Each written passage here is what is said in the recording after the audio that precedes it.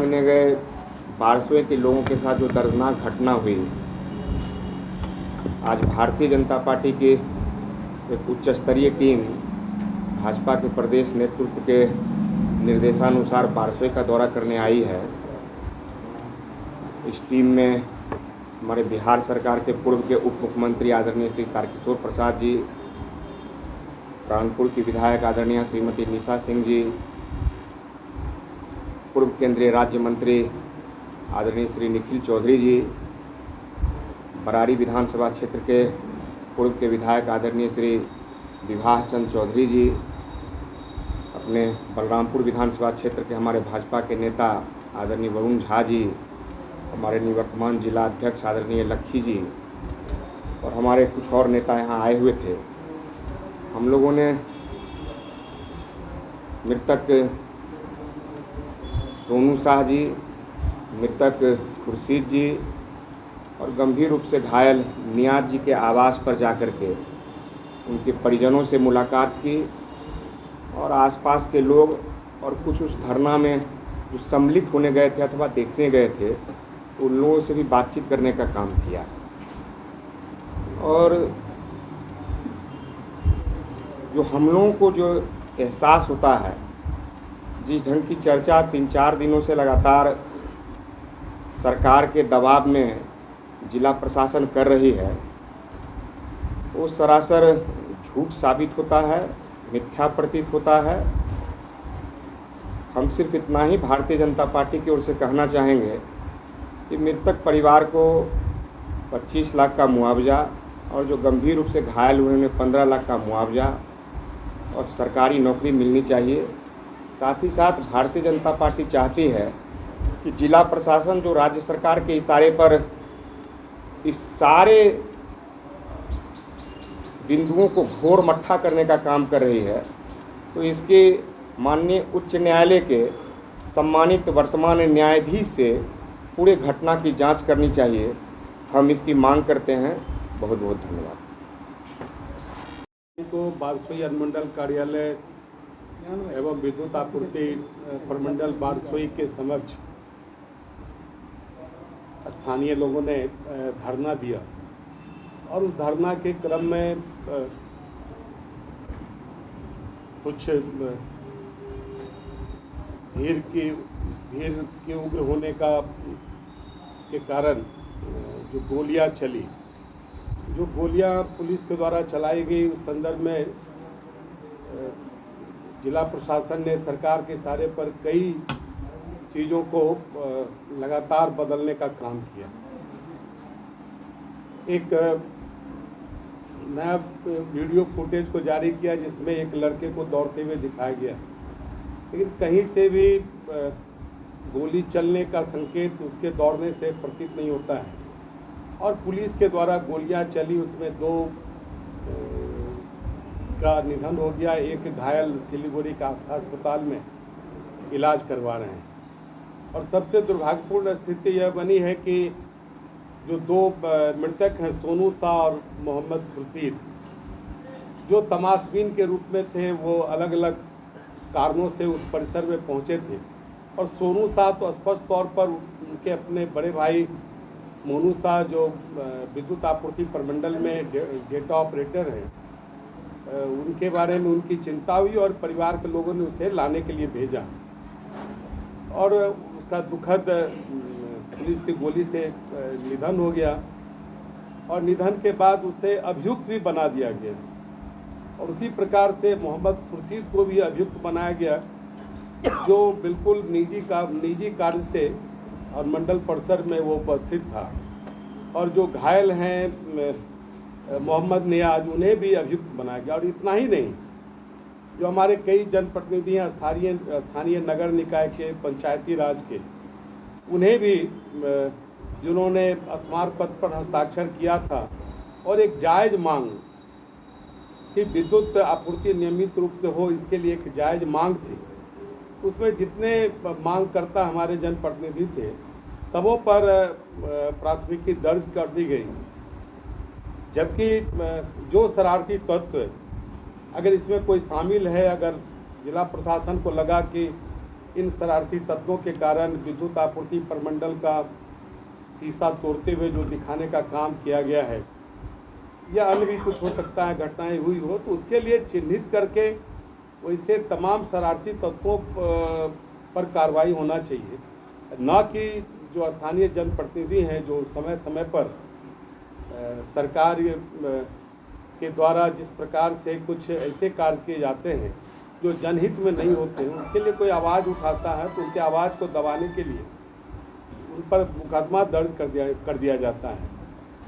तो पूरे तौर पर जो आज हम सभी प्रतिनिधिमंडल हमारे सभी माननीय नेताओं के साथ जो भ्रमण किया और उनके परिजनों से भी मिले, तो मतलब घोर आश्चर्य लगा कि ऐसे ऐसे लोगों को भी जो स्वयं पुलिस की गोली से काल कलवित हो गए और उस पर पुलिस ने या जो स्थानीय दंडाधिकारी होंगे उनके द्वारा प्राथमिकी दर्ज कर दी गई। ये तो इससे बड़ा घिनौना दुर्भाग्यपूर्ण कार्य हो ही नहीं सकता है।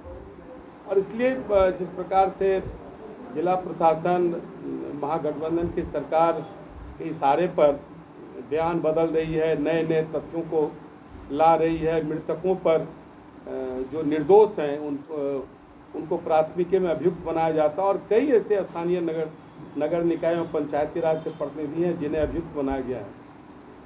तो पूरे प्रकरण को अगर आप देखेंगे तो लगेगा कि इसकी न्यायिक जांच की आवश्यकता है, और न्यायिक जांच से ही सारी चीज़ें स्पष्ट हो पाएगी। ये हम लोगों का मांग है, और इस गोलीकांड की निंदा करते हैं, भर्त्सना करते हैं, और जो मृतक हैं उनके परिजनों को सरकार 25-25 लाख रुपया और नौकरी दे। जो घायल हैं उनका इलाज सिलीगुड़ी में चल रहा है, उसके इलाज के खर्च के साथ साथ उन्हें भी उचित मुआवजा मिलना चाहिए। उनकी आँख चली गई, उनके एक कान की भी क्षति होने की सूचना है।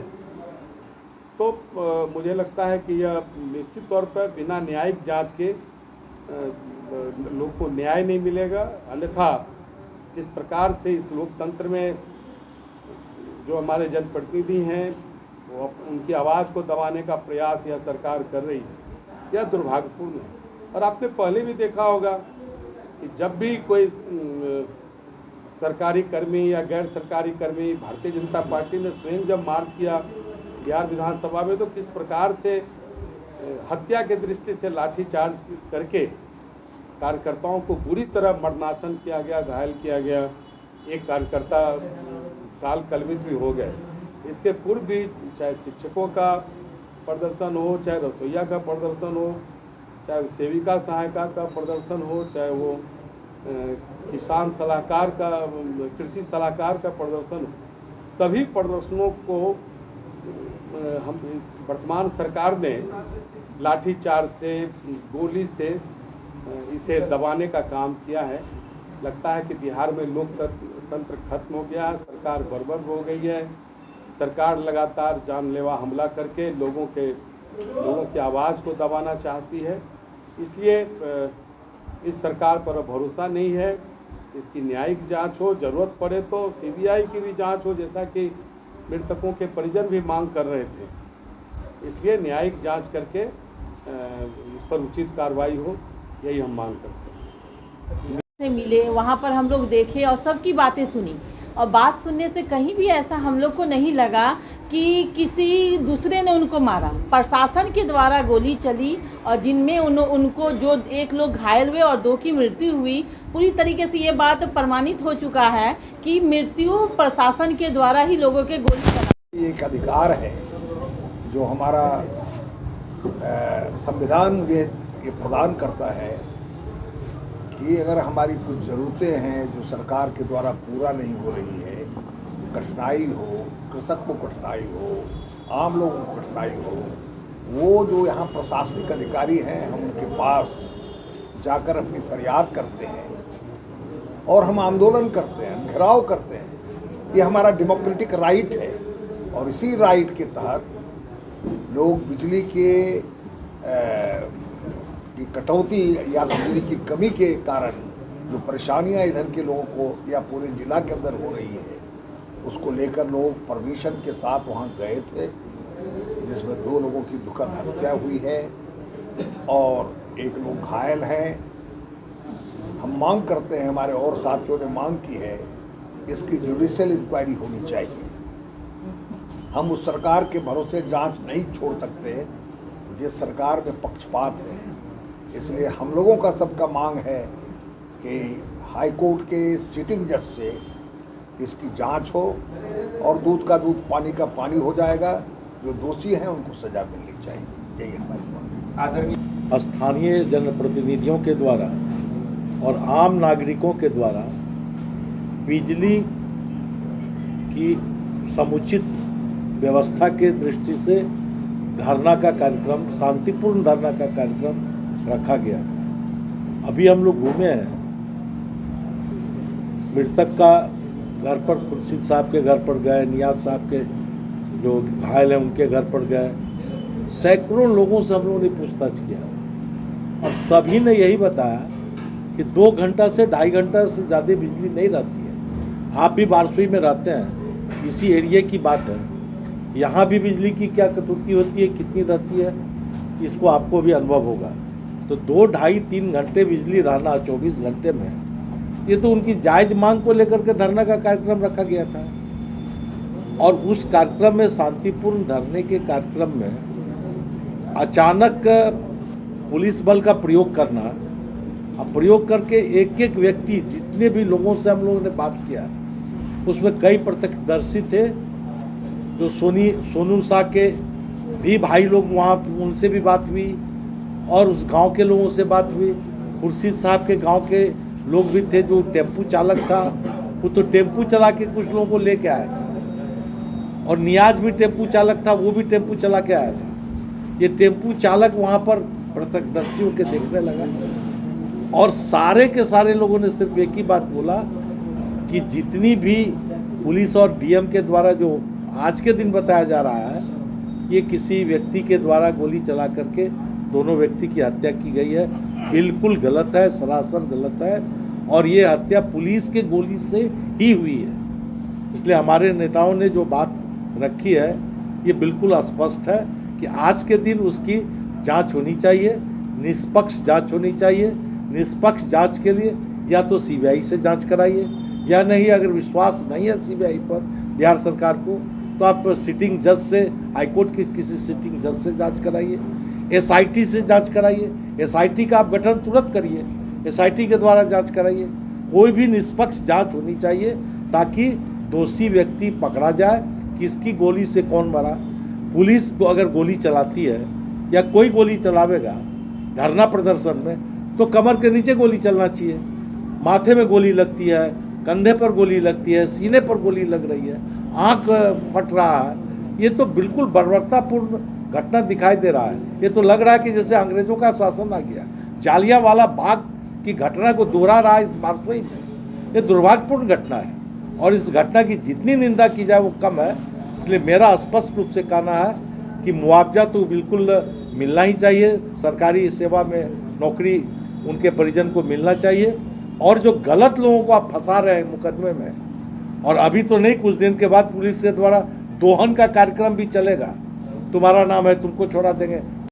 मेरा स्पष्ट रूप से कहना है कि इसकी एसआईटी से आप जांच कराओ या किसी सिटिंग हाईकोर्ट की सिटिंग जज से जांच कराओ, या नहीं तो सीबीआई की जांच कराओ।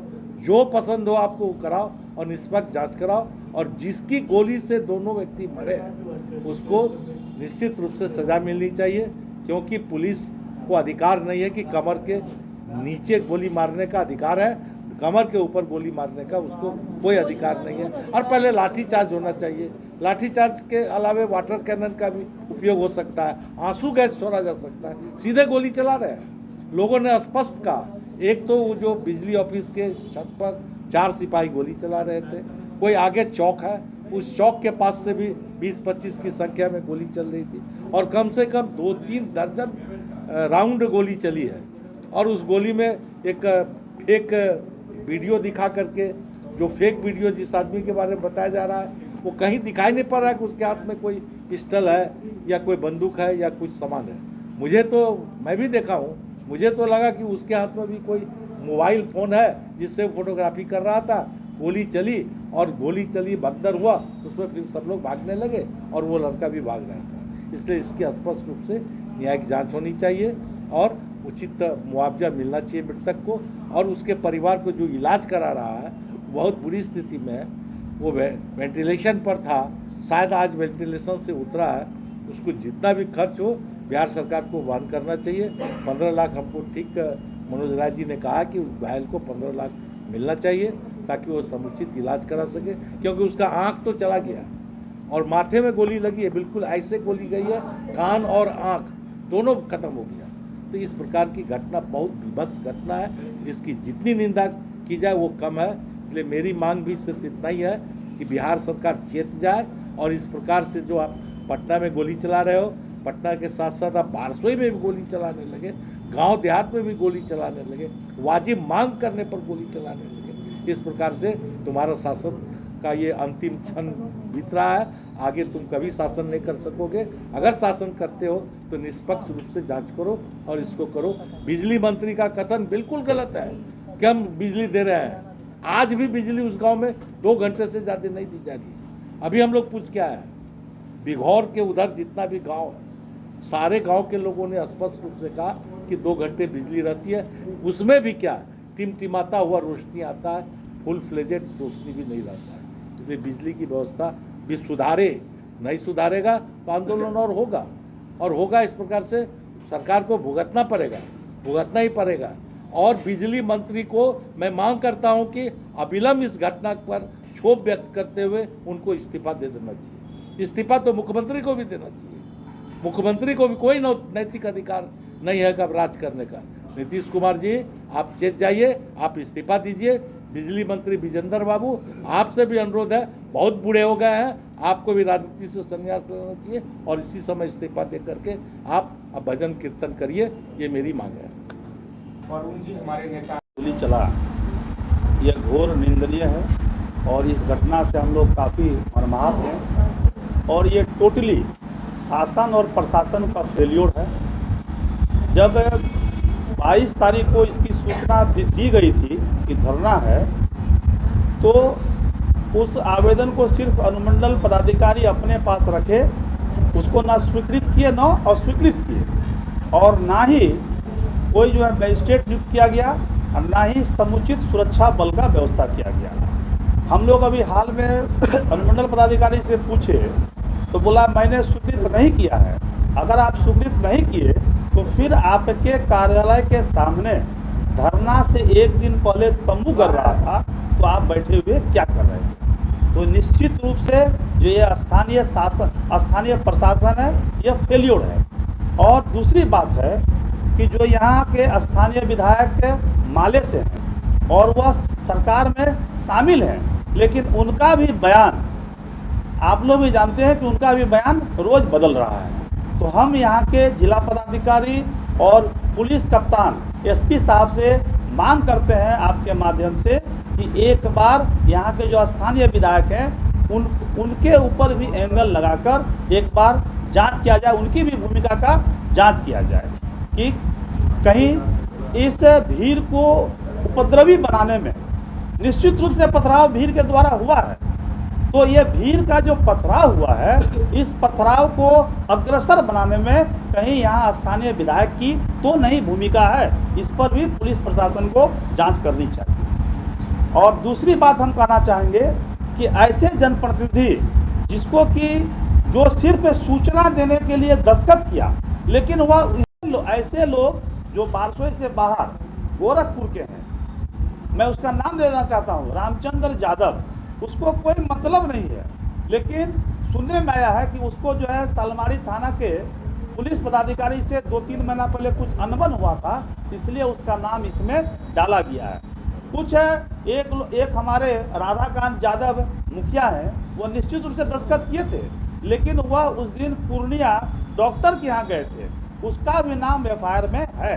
तो ऐसे कुछ लोगों का हम लोगों को जानकारी आ रहा है। इससे प्रतीत होता है कि पुलिस जो है माने भला लोगों का जो कि इस आंदोलन से उसको कोई मतलब नहीं था, वैसे लोगों का भी एफआईआर में नाम देके लोगों को प्रताड़ित करने का प्रयास कर रहा है। इसलिए हम आप सबों के माध्यम से और अपने पार्टी में भी हम इस बात को रखेंगे कि जो गलत नाम आप दे रहे हैं, गलत नाम लोगों का नाम मत दीजिए और उगाही का काम मत कीजिए। ये 1200 लोगों का जो नाम दे रहे हैं, इसमें उगाही का काम मत कीजिए। और जो हमारे दल के नेता जो अभी बात रखे हैं कि 25 लाख रुपया मुआवजा, इससे पहले तो हम 50 लाख का डिमांड किए थे।